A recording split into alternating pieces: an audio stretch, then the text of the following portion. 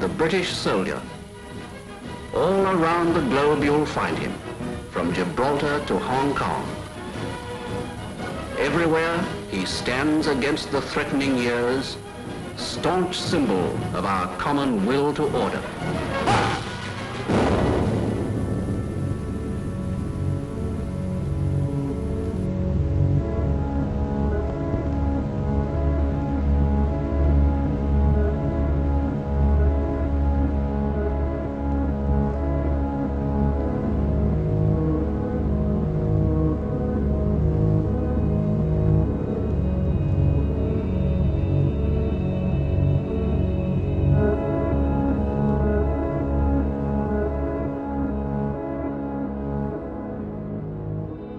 The British Empire, the largest empire the world has ever known.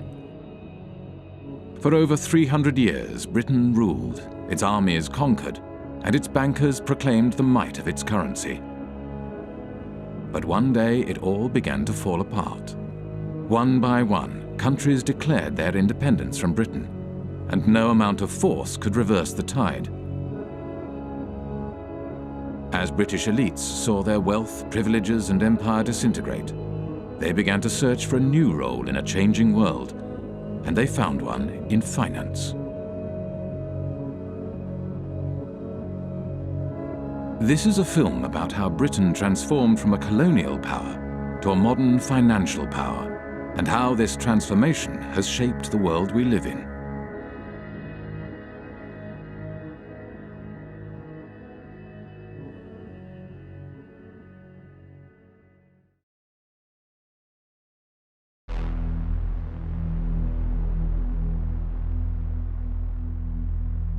In the days of the British Empire, the City of London was the world's biggest global financial centre. The City of London was the kind of beating financial heart of the British Empire.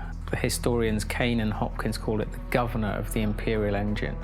All these countries in the empire used to use the sterling currency, and the City of London was kind of the financier of this zone, not just inside the sterling zone, but outside the sterling zone as well.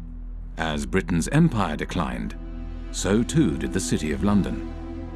One British army truck is bombed, killing 2 soldiers and wounding 12. As rioting becomes daily more widespread on Cyprus, young people of high school age take an increasing part in the violence. Here, a group of girls are being dispersed after a rock-throwing battle with British military police. With the decline of empire, British commercial interests across the globe were under threat. In 1956, Egypt nationalized the Suez Canal.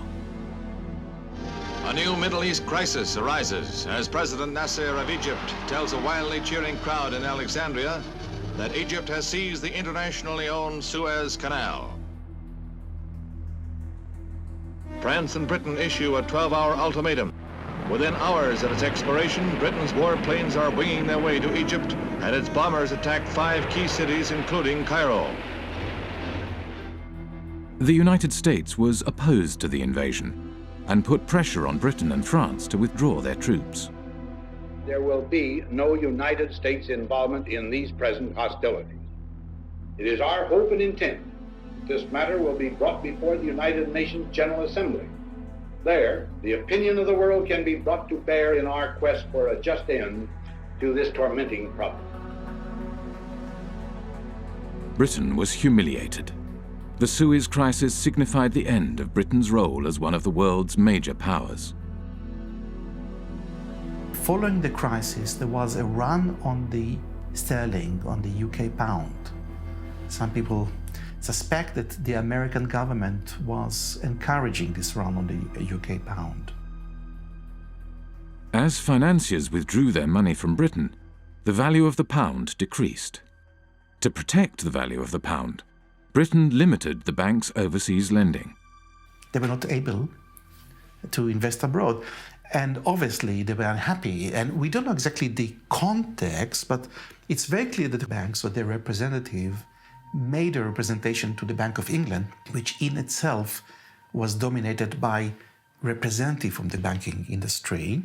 It seems that they have reached an agreement which was never written, that if the banks intermediated between two non-residents in a foreign currency, in that case the dollar, then this particular intermediation, this particular deal will not be considered by the Bank of England under its own jurisdiction. The banks began to create a market for dollars in London, called the London Eurodollar market.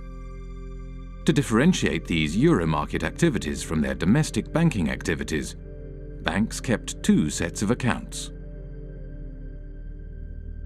The Bank of England, the UK regulator, declared that the London euro market accounts were not in London. They were elsewhere, and therefore it had no responsibility for regulating them. It's about providing a legal space in which you pretend activity is taking place. And the importance of that is that you pretend it's not taking place in the economy where it really is taking place.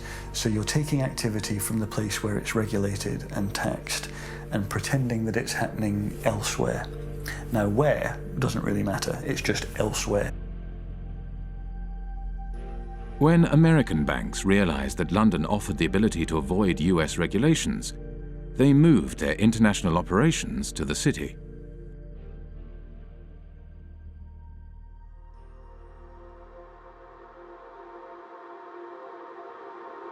The City of London, London's financial district, is a peculiar place. It has been called a city within a city, a state within a state. It is run by an organisation called the City of London Corporation, a private company that performs all the functions of a local council with a private police force and private courts. Those of you who aren't from the UK, some of you even who are, might not be aware just how weird a thing the little City of London is within the big London. The City of London is a separate entity to the wider London, and it has its own head, the Lord Mayor, who's distinct from the Mayor, who runs the rest of London. Every November, the city stages the Lord Mayor's Show, the world's oldest civic procession.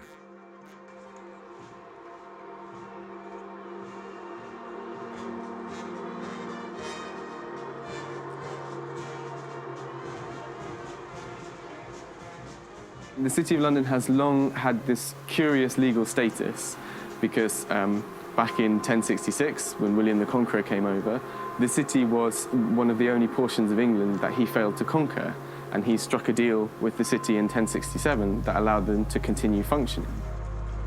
To this day, the City of London is exempt from numerous laws that govern the rest of Britain. Its political system derives from the Middle Ages. The city's electorate is dominated not by its residents, but by the private businesses operating within the city.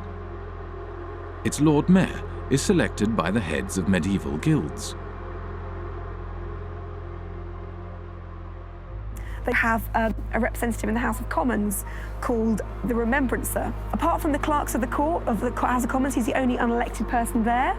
All other lobbyists have to stop, in the lobby. They're not allowed past the lobby.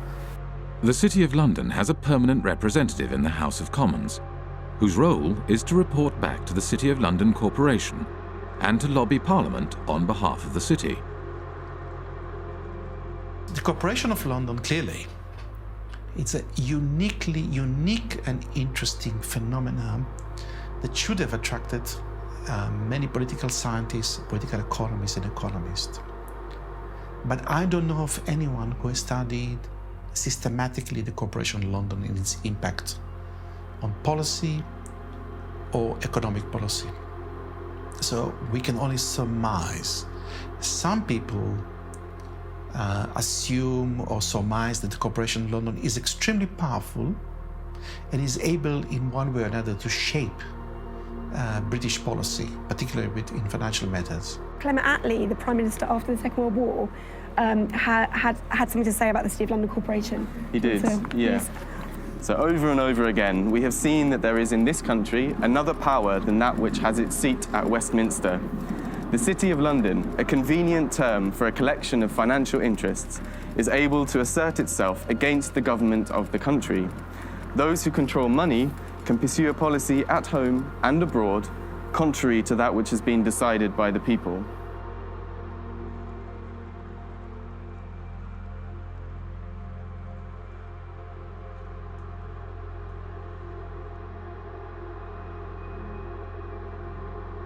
From the 1960s onwards, City of London institutions began to establish offshore branches in former outposts of the British Empire.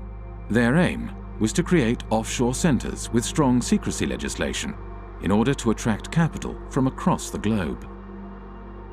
Swiss banking secrecy is the most famous, the most well-known. You put your money in a Swiss bank and they promise not to tell anybody, and that's one kind of secrecy. But another kind of secrecy, which is very British, is the trust. And the trust is a very slippery, complicated, and devious mechanism. Trusts emerged, the legend has it, from the time of the Crusades, when the knights would go off and fight in foreign lands, and they would leave their assets in the care of trusted stewards. What trusts do ultimately is they play with the concept of ownership. Ownership is not such a simple thing. So the settlor, the knight in this case, would hand over the assets to someone who these days would be called a trustee. It's often a lawyer. Legally, you are separated from those assets. They're not yours anymore. There's a barrier. You can't be taxed on them. Nobody's going to find anything about your connection to these assets. In Britain's offshore jurisdictions, no qualifications are necessary to be a trustee. Anyone can set up a trust and act as a trustee. There is no registry of trusts. There are no bodies to certify that a trust has been set up.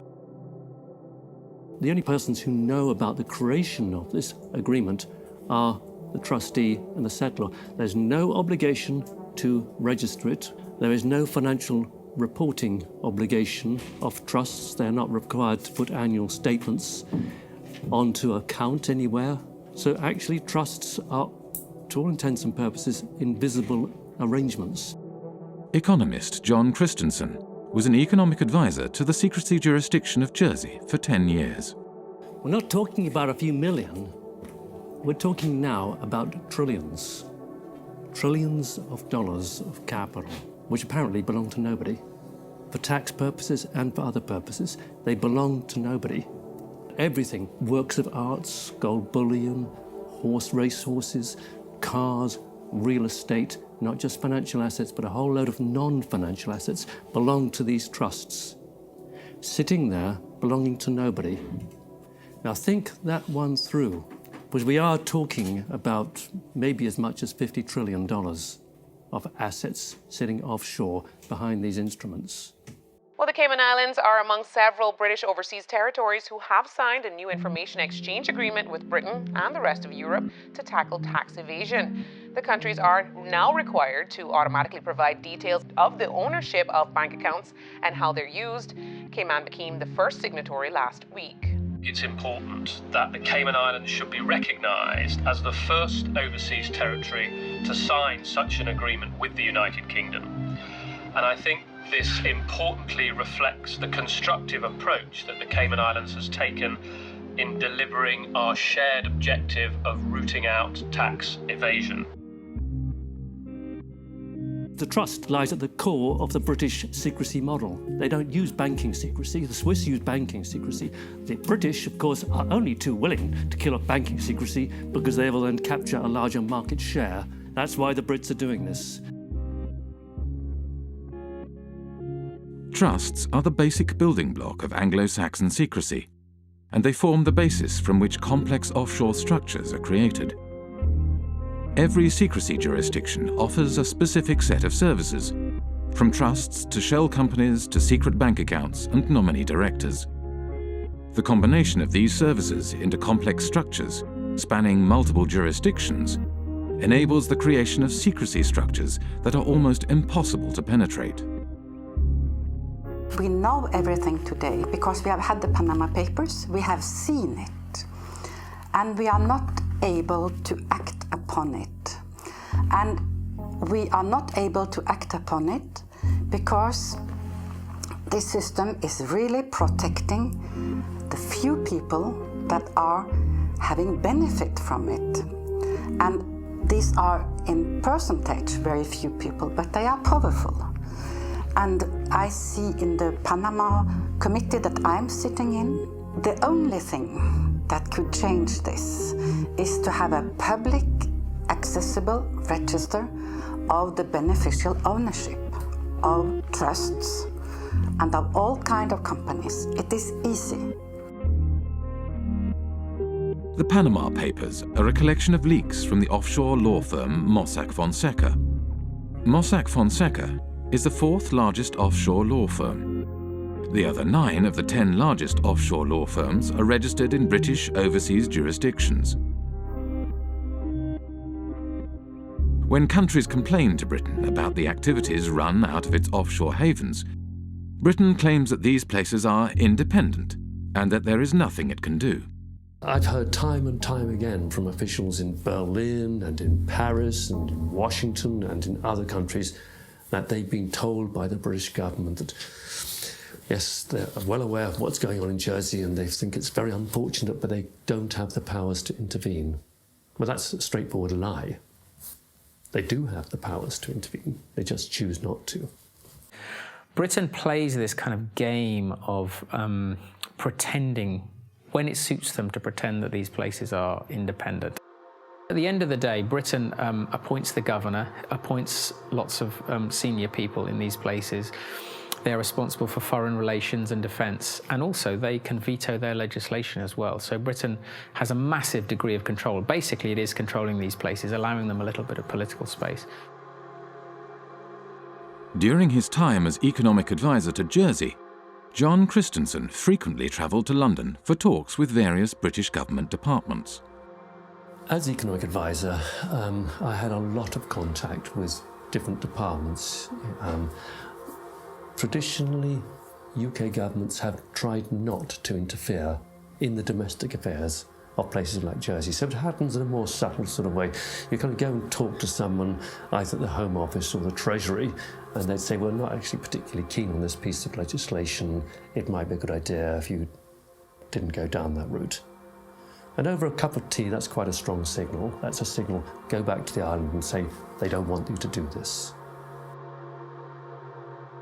The British government prefers not to interfere overtly. Instead, it communicates its desires through informal discussions. There is no paper trail or official statement. Discussions take place behind closed doors. The relationship that these places have with London is very much about the British establishment and people understanding each other. I mean, anybody who is British or knows British people knows that communication between us is often very subtle, and you have to kind of know the codes when people say stuff. I mean, a lot of irony involved and a lot of kind of codified language of the British establishment that people kind of understand how it works. And I think that is very much the case with the British relationship with the tax havens. I think there's a lot of understanding of what we can and can't do without anyone having to actually spell it out. By keeping its power hidden, Britain is able to claim that these jurisdictions are politically autonomous. Independence for Cayman is not on government's agenda. That's the message being sent to the UN Special Committee on Decolonization. Attorney Steve McPhail will be representing government at the UN meeting. The committee was set up to help colonies around the world on the road to independence. But Mr. McPhail says he'll be making it clear that Cayman is not ready for that transition. And that message is that the Premier, his cabinet, his party has no mandate from the people of the Cayman Islands to seek independence. That is the message that I will be carrying.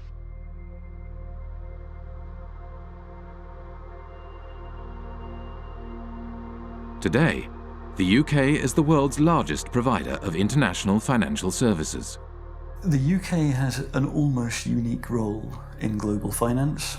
If you look at data, the kind of data that we've constructed in the Financial Secrecy Index, you can see the relative shares of each country in the global provision of financial services exports. That's financial services to non-residents. Now, there are 2 big centres, and everything else is quite small in comparison. The 2 large centres are the United States, with around 19% of the global market, and the United Kingdom and its offshore jurisdictions, which have around 25% of the global market. And if you add to that other jurisdictions, ex-colonies, but recently independent, fairly recently, by which I mean Hong Kong, Singapore, maybe even Dubai and Bahrain, and Cyprus, then you reach a figure of nearly 40%. And I think that figure represents better the position of London in the global financial market. The soldiers left, the administrators left all the colonies, but they still kept a significant degree of control over the financial flows from these the former parts of empire in the rest of the world. So you could describe it as a second empire, Britain's second empire, sort of hidden financial empire spanning large parts of the globe. At the time of the British Empire, the City of London was the world's largest global financial centre. Not only Britain's colonies, but also independent countries did their banking in London and used the empire's currency for trade and financing.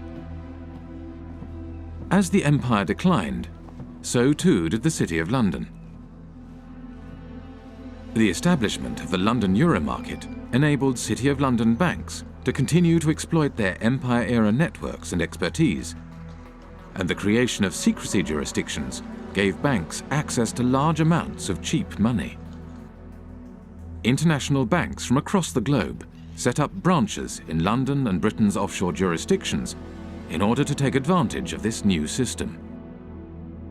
This system has taken the place of the occupation, up till 62. For France, I don't know for England, but about the same time. England were physically present in India, for instance, or in other colonies.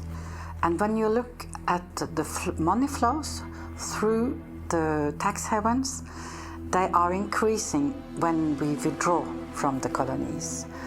We are still plundering developing countries as former colonial powers. Wealthy individuals, organized crime, and corporations shifted their wealth offshore in exchange for secrecy and no tax. And as countries around the world began to deregulate and open their economies, it became ever easier to do so. Today, as much as half of all global offshore wealth may be hidden in Britain's secrecy jurisdictions. One of the losers is Africa, whose flight capital flows mostly into the modern British spider's web. I think it's no coincidence that Britain's offshore empire emerged more or less at the same time as the collapse of the former empire. We tend to think of Africa as being a huge net debtor to the rest of the world. But that was the extent of their debts at the end of 2008, 177 billion. The debt of sub-Saharan African nations stood at $177 billion in 2008. Yet the wealth these countries' elites had moved offshore between 1970 and 2008 is estimated at $944 billion, over 5 times their foreign debt. $944 billion. Do the maths. Far from being a net debtor, Africa, sub-Saharan Africa, is a net creditor to the rest of the world. As capital moved offshore, African nations borrowed money from international banks at high interest. Over time, these debts became so great that they may never be repaid. Secrecy jurisdictions were starving developing nations of their wealth and their tax revenues. For a long time, a lot of developing countries, including recently Ecuador, have been trying to set up a UN tax body which is of a higher value than what is currently there, which is the UN Tax Committee. And every time this has happened, it has gotten blocked. During the financing for development process in Addis Ababa last year, I think it was the UK and the US that blocked attempts again to set up this World Tax Organization. So why would they not want to have democratic decision-making in global decisions on how tax gets collected across borders? I don't understand this. As long as we have cross-border activity that involves both criminal and legal activity, as long as we're unable to separate the two, this is going to continue to be a problem. Western nations block attempts to provide greater transparency of international financial flows and the implementation of global standards for the collection of tax across borders, whilst elites in developing nations use offshore centres to hide their wealth offshore. The oil from Gabon has not benefited people in Gabon. And this is true for the copper in Zambia, for the gold in Mozambique or in Mali. They have benefited the company that do extract it and their shareholders. It has benefited the corrupt elite in the country. In developing countries, the offshore system of tax havens has facilitated the looting of these countries by their elites. It has enabled them to steal the money and keep it safe somewhere else. Illicit financial flows, because the anonymity that drives them creates incentives for people in positions of power to be corrupt. This is why there's a group of countries where development progress is so difficult. It's that the incentives of individuals and the ability to pursue them through all the mechanisms that underpin illicit flows outweigh the type of mechanisms that lead you to a powerful, representative, effective state that can start to deliver development.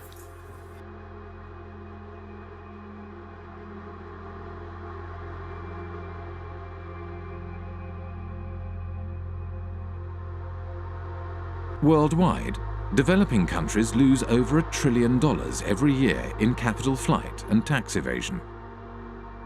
Most of this wealth flows into large Western nations like the United States and Britain and enables their currencies to stay strong, whilst developing nations' currencies remain weak. But illicit flows into Western nations also had another unexpected side effect. The economies of the United States and Britain began to financialize. The origins of this financialization, or de-industrialization, go back to the 1960s. Anti-war demonstrators protest U.S. involvement in the Vietnam War in mass marches, rallies, and demonstrations. President Johnson, meanwhile, let it be known that the FBI is closely watching all anti-war activity. In the 1960s, U.S. economist Michael Hudson was working at Chase Manhattan Bank on Wall Street as Chase's balance of payments economist.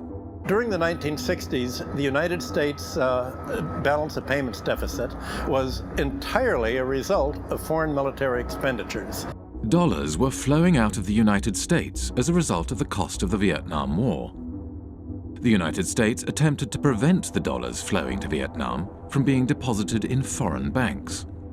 The government asked Chase to set up a branch in Saigon during the Vietnam War. And as you can imagine, it didn't have windows. It was sort of a fortress. It lost money, but the government went to Chase because it said, if you don't get this money that's being thrown off by the military in Vietnam, then it's going to go into French banks. It'll get to General de Gaulle, and you know what he's going to do every month. He's going to cash it in for gold.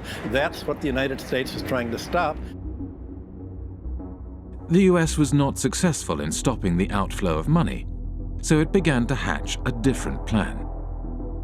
In 1967, Michael Hudson was handed a memo by a former State Department employee. In 1967, I was given by a former State Department employee in the elevator at Chase Manhattan a memo from the State Department urging that Chase Manhattan would take the lead in helping the United States become the Switzerland of the world, meaning the flight capital. The State Department, through Chase, asked me to estimate how much money do you think is available if America were to become the new Switzerland, and how do we do it?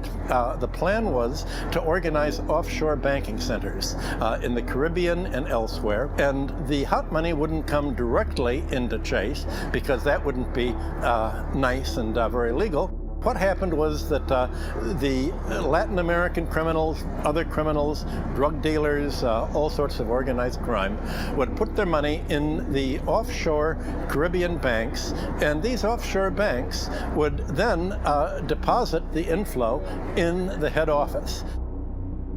By moving offshore dollars back into the United States, the US was able to stop the outflow of dollars and support the value of its currency.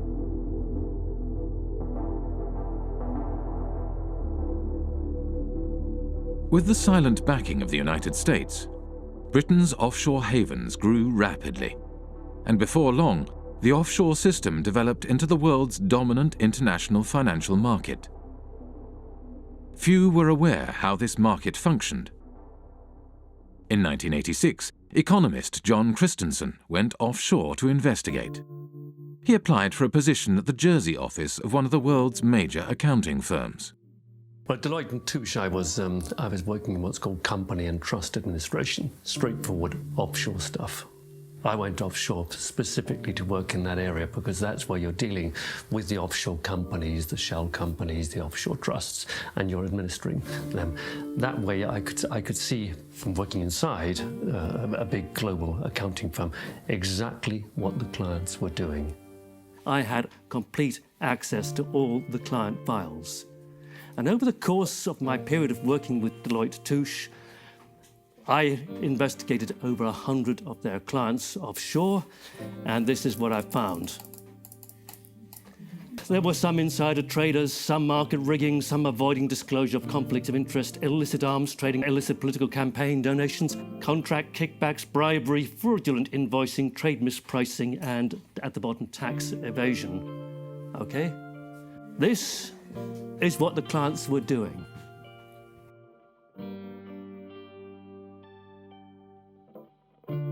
Today, close to half of the world's secrecy jurisdictions are British dependencies. In public, these jurisdictions claim they are transparent and their financial services sectors are engaged in legitimate financial activities. Our economy is not based on secrecy. It's based on transparency. It's based on a sound regulatory environment. It's based on good governance and good government. With a British government legal system. That's what our financial institutions are based on. Well, tonight we have a response from the head of Cayman Finance after a group of U.S.-based anti-tax evasion activists announced plans to travel to Cayman to draw attention to what they feel is corporate tax evasion. Finance Chairman Mr. Richard Cole says he's encouraging the group to visit and says our financial sector has nothing to hide. I would say if anybody wants to come to Cayman to find out what's coming, you know, what we do here, come on down. We have no secrets here. When I went to the Cayman Islands back in 2008, I think it was, I called the government spokesman and he said, okay, we have had an order from on high that nobody is allowed to speak to you. You are off limits. In 2011, journalist Nicholas Shaxson released Treasure Islands, a groundbreaking book about the offshore system. The author of a series of international media reports says he would welcome a debate with Cayman Finance Chair Tony Travers. Mr. Travers recently called Nicholas Shaxson an imbecile with the understanding of an 11-year-old. There are always going to be the politics of envy. Now, the politics of envy are exacerbated by imbeciles who don't actually understand what's going on in the Cayman Islands. I don't know what he's talking about. And furthermore, he doesn't know what he's talking about. The Cayman Islands is the 5th largest financial centre in the world. It hosts 80,000 registered companies, over 3/4 of the world's hedge funds, and $1.9 trillion in deposits. It has a population of 60,000, roughly equivalent to New York's homeless population. A strange mixture of characters populate the offshore world. British ex-public schoolboys, members of the world's intelligence services, global criminals, assorted lords and ladies, and bankers galore. With so much at stake for so many wealthy and powerful individuals, it may come as no surprise that Britain's offshore havens have developed their own curious mechanisms to prevent information from leaking out. For many people who work offshore and who don't like what they're doing, it's very hard indeed to dissent because they will be attacked personally with a degree of viciousness which is quite extraordinary. Most of the time the instruments of suppression are relatively sophisticated. You won't get promotion by doing this, or your family won't like it. It's not generally, let's slam them in prison. That's far too crude. We are talking about very substantially, you know, the establishment, the British establishment in these cases. The mechanisms are very, very subtle. Sort of ostracism is one way of doing it. These peculiar mechanisms for, you know, if someone tries to blow the whistle, you find all sorts of methods that aren't the most, you know, just fire them, you give them far too much work to do, you steer them in a different direction. One person who is intimately familiar with how suppression works offshore is former Jersey Senator and Health Minister Stuart Sivray. In 2009, he leaked a report on a rogue nurse suspected of killing patients at Jersey's hospital. It all came to a head during a state's debate on Tuesday the 10th of March. Senator Stuart Sivray brought the sitting to a standstill, claiming Senator Jimmy Pershard had sworn at him and told him to go and top himself. Senator Pershard denied the claim, saying, "I absolutely refute that." But less than a week later, he was forced to admit he'd lied. Senator Pershard has now admitted that on another occasion he did tell Senator Stuart Sivray to go and do everyone a favour and slit his wrists. I was arrested at my house one morning by 6 plainclothes police officers. There were another 2 specialist data search police officers on hand, and also another 2 police officers in full body armour of one of those battering rams that they kind of use in drugs raids. So 10 police officers descended on me without a search warrant. The property was turned over from top to bottom. All of the computers were seized and searched. All kinds of private constituency data was stolen by the police. Shortly after we began filming, a police officer exited the police station. As he hurried past, he grinned at the camera. The officer was on his way to test the sirens on his motorbike, which he did at intervals throughout much of the remainder of the interview. When it came to prosecuting me, Stuart Sivray was prosecuted under the data protection law. Now, when the authorities were prosecuting me, I claimed that this was a legitimate public interest disclosure defence. And I, with an expert witness, was able to produce a set of reports that effectively destroyed the prosecution case. In reaction to this, the magistrates ruled that Stuart Sivray's defence case, that he had leaked the report in the public interest, would no longer be admissible, but continued to prosecute him all the same, without a defence case. Over the past 7 years, Stuart Sivray has been repeatedly taken to court and imprisoned 3 times. He does not know when or if the persecution will end, nor does he know when he will find himself behind bars again. To look at Jersey from the outside, it looks like it's got a prosecution system, it looks like it's got a court and a legislature, but none of it's real. It's a Potemkin village. None of these systems in Jersey meet the tests of being objective or actually functioning properly. The experience that Stuart Sivray had is, you know, he's perhaps at the blunter end of the scale. You know, he was simply suppressed and taken to court on trumped up charges. So let's carry on pretending to do the interview. They might get bored. This is the kind of how oppression happens in Jersey. See, all kinds of little things get done to harass people. You know, even they don't often go to the kind of extremes that they did against me in terms of actually arresting me and putting me in prison. But the authorities use all kinds of other lesser little methods to interfere with people, kind of sabotage things. You know. Obstruct people, make life difficult for people. You know, if you annoy the establishment in Jersey, you won't get a job here. You know, your children won't get decent jobs. You know, that's kind of how it works. You know. I went to Jersey in March 2009 with Nick Shaxson. About 24 hours after we arrived in Jersey, we were there for several days. Nick said, have you noticed that we're being followed? Ever since we arrived at the airport, we've been followed. He said, don't look now, but we're being followed now. Turns out he was quite correct. We were being followed. And I found that very disturbing indeed.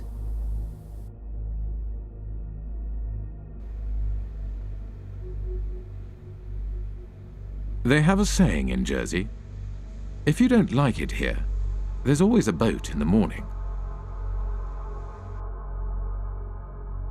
Jersey Finance promotional literature states, Jersey represents an extension of the City of London. It's where the City of London chooses to do many of the activities which they couldn't do in London itself. We're here just to talk about this one company called Appleby. I'll just read what they say on their website. Members of the firm, Appleby, have gone on not only to political office, but also in a number of centres, Bermuda, Jersey, the Isle of Man and the Cayman Islands, to senior judicial office. So essentially, they're boasting of the fact that their staff and their partners have a real interchange between the people that are in power in these offshore financial centres.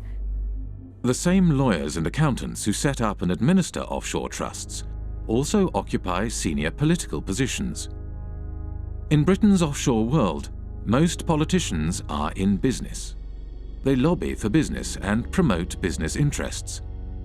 They draft, refine, and pass legislation. Politicians sit on the boards of the companies they are supposed to regulate. There is no place for dirty money in Britain. Indeed, there should be no place for dirty money anywhere. The challenge I'm laying down for every country today is to root out the rot of corruption, to ensure transparency over what your own companies are doing, require transparency for foreign companies in your country too, and work with us to spread this approach to transparency around the world. In public, British politicians claim they are cracking down on secrecy jurisdictions and corruption. But in practice, they do the opposite. And when I talk to politicians in Brussels, they say that they've had more lobbyists from London, and including politicians, come to them to protect the City of London's interests than they've had from every other European member state combined, which gives you some idea of the extent to which British politicians see themselves as essentially lobbyists for the City of London. We begin with our big story. Cayman's efforts to ensure transparency in its financial services sector is being recognised by the international community. Earlier this week, the UK's Prime Minister David Cameron told Parliament that the tax haven label placed on its crown dependencies and overseas territories is unfair. Many British politicians have personal and business ties with the City of London and British secrecy jurisdictions. If you come from the same kind of background, you know the right people, then all the kind of legal niceties will often fall away. You can get away with doing all sorts of things that they wouldn't just let any old person. You know, if you came knocking on the door saying, can you set up an offshore company to do this, they'd tell you to get lost. But if you're part of the networks, you can do these kinds of things. So that's a very important part of the whole system. Upper class British public school kind of establishment that has been there since, for centuries. The British establishment, an old boys' network of privileged elites, had carved out a lucrative niche for themselves in the offshore world after the demise of empire. They transformed themselves from administrators of empire into financial handlers for the global elite and multinational corporations. As more money flowed offshore, societies around the globe began to feel the impact of the offshore world. The reality is not what you believe, that your prime minister has the power to decide on the future of your country. The power is hidden here.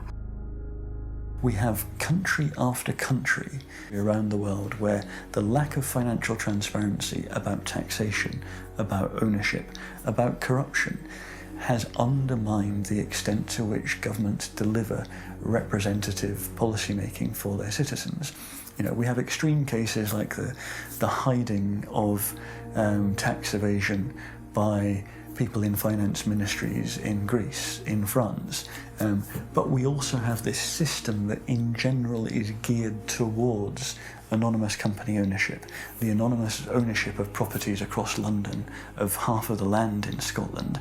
You know, do we really think there's any circumstances in which governments work better, in which markets work better, in which the distribution of income and assets is better, when we allow so much to be hidden? Who wants to not know who you're doing business with?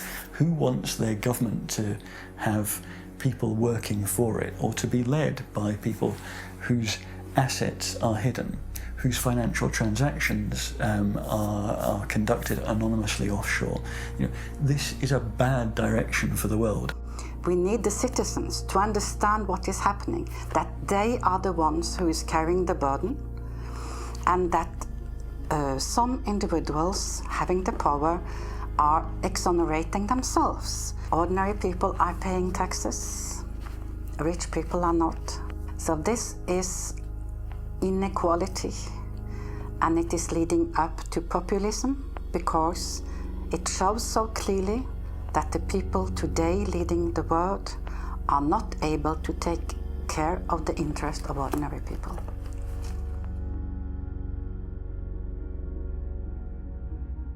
Back in the 60s and 70s, you know, tax evasion or pushing back against taxation, it was kind of seen as anti-establishment. So, you know, the Rolling Stones and Phil Collins, all these people kind of going offshore, going away, it was seen as a sort of rebellious thing to do. And if you fast forward to the present day, now that is the establishment. The offshore system is the establishment.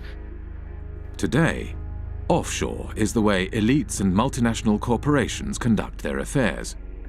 Tax evasion is the way business is done.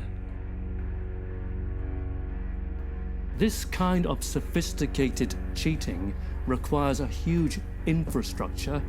We like to talk about the pinstripe infrastructure of highly educated people who think it is their right to help others to cheat societies.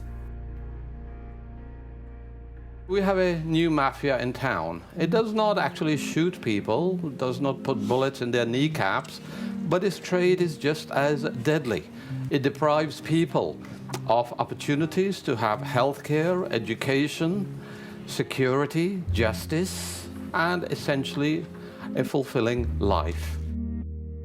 Accountants form the backbone of the offshore system.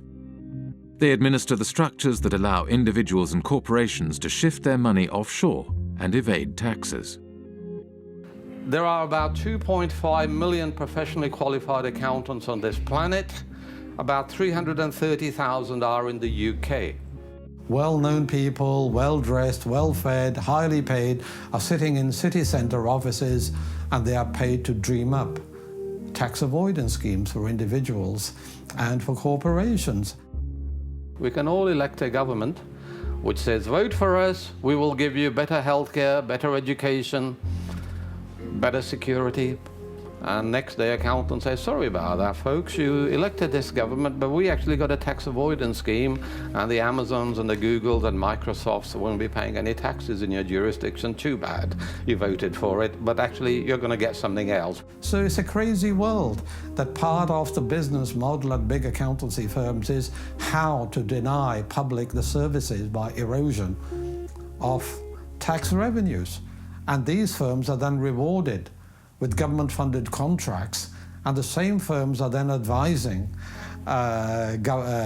local governments and the central governments, and the same firms then report on the company accounts and tell us all is well. When I argue this with a Pricewaterhouse partner in a face-to-face debate, he said, Professor Sicker, you never give us credit for anything. We generate millions of dollars of revenues, and we have lots and lots of satisfied clients. What is your problem? And my response was very simple, that's the language of drug pushers and pimps.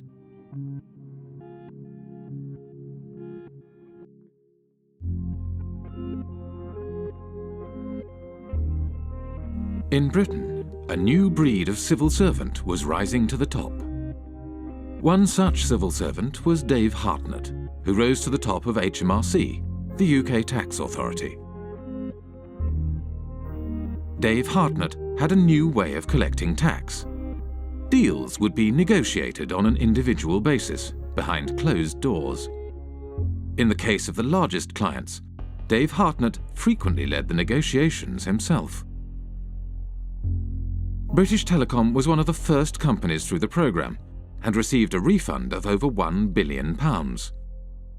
BT's chief executive, Ben Verweyen, wrote, "Earnings per share up 14%, and nice to know that we have a £1 billion credit from the taxman."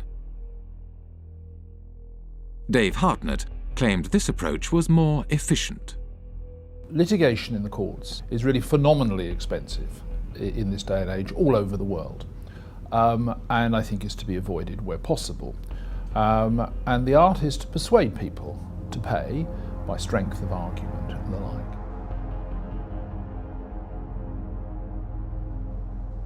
After protests erupted in 2011, the Treasury Select Committee questioned Dave Hartnett. Dave Hartnett claimed he could not give any information due to taxpayer confidentiality. What in statute prevents you from disclosing information to Parliament? All my advice, Mr. Barclay, so far has been that I am prevented, and my colleagues are prevented, by the Act and by the decision of the Commissioners. Dave Hartnett failed to mention that the legal advice he had received stated that the disclosure of information was at the discretion of the head of HMRC. The head of HMRC was Dave Hartnett himself. Just like the mafia has penetrated the state, accountancy firms have also penetrated the state. The head of anti-avoidance in the UK tax authority is from one of these firms. The newly appointed chairman of Her Majesty's Revenue and Customs, which is a tax authority, is a partner from KPMG. Their partners have penetrated the state. They are running the Treasury. Britain's financial services industry had penetrated the state and began to shape its laws for its own benefit. The degree of political capture by the City of London, by the big banks and the big law firms, is so enormous that the politicians have effectively become their spokespersons. With the government unwilling to act in the interest of the public, a group of protesters confronted Dave Hartnett at a private event in Oxford. Hi everybody, I'm sorry to interrupt. I'm just going to take a few moments of your time. Here tonight to present Dave with an award. It is the Lifetime Achievement Award for services to corporate tax planning. Thank you. Thank you very much. Dave's been a great friend to the industry, a great friend to many of us over the years, and really we just can't thank him enough for what he's done. Obviously us at Vodafone, it saved us billions off our tax bill, and our friends at Goldman Sachs as well, we've also saved us millions as well. 25 million or so. These people are trespassers and intruders. And I know you've had problems with pesky This is an unlawful conspiracy to trespass. And you will go, sir. You will depart immediately before we set the dogs on you.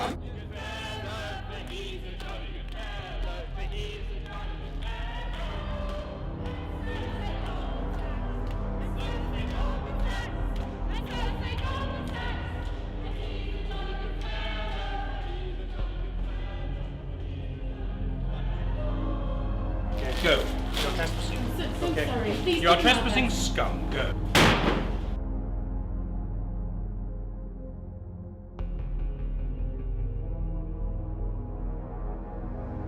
After his retirement, Dave Hartnett moved to the private sector. One of his positions was at accountancy firm Deloitte, where he advises foreign governments on corporate taxation. Dave Hartnett is a companion of the Order of the Bath, an honour bestowed on him by the British monarch. We have former ministers acting as advisors to accountancy firms. Accountancy firms provide jobs and consultancies for potential ministers. To my mind, really, it's an indication of corrupt structures. People are buying and selling influences. When a former minister works for an accountancy firm, he's not providing any accounting knowledge, he's opening political opportunities, home and abroad. That is what they are doing. I hope by now you'll share my view that I don't trust most bankers, I don't trust most lawyers, I don't trust most accounting firms. I actually think they're engaged in a conspiracy against public interest.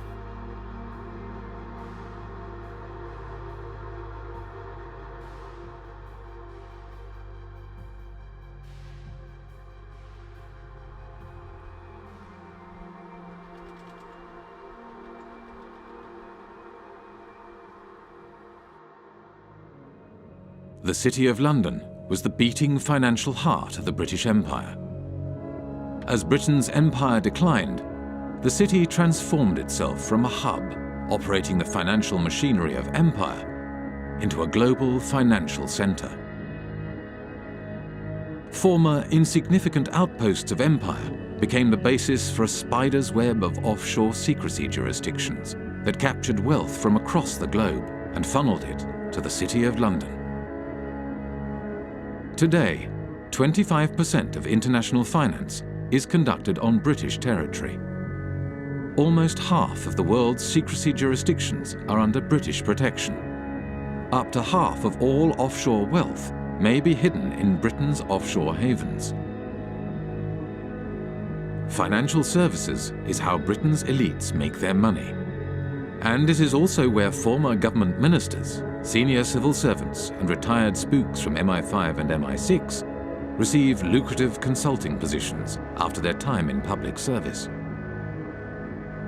Together, they have transformed Britain and its dependencies into the world's largest tax haven, harming development throughout the world and turning Britain itself into a country that serves, above all, the interests of its elites.